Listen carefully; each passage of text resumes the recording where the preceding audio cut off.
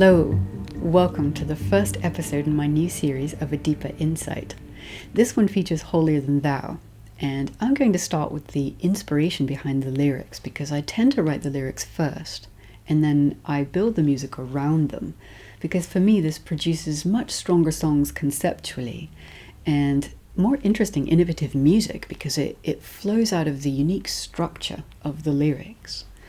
So, the inspiration behind the lyrics for Holier Than Thou began when I was a teenager, and I was living on the west coast of America, and I was in and out of foster care.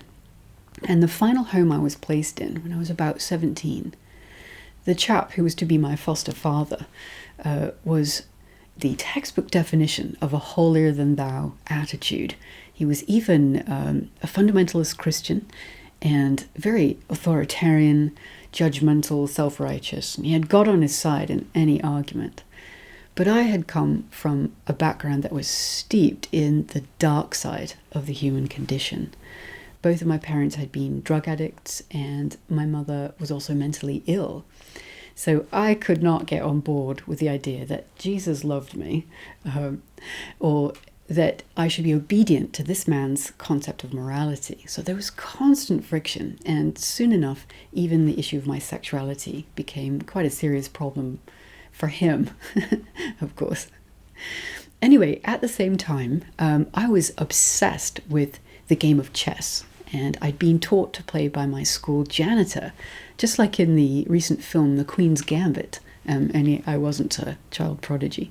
One day, my foster father challenged me to a game of chess, and I think he thought that God would ensure he won to show me the error of my wicked ways.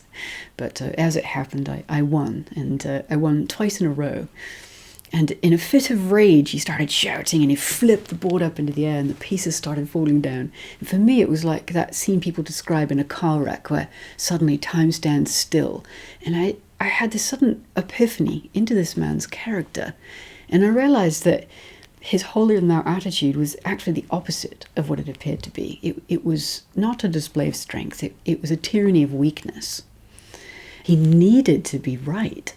And I subsequently observed this same trait in a lot of other people as I grew older. And I realized that small people make others feel small, and great people make others feel great.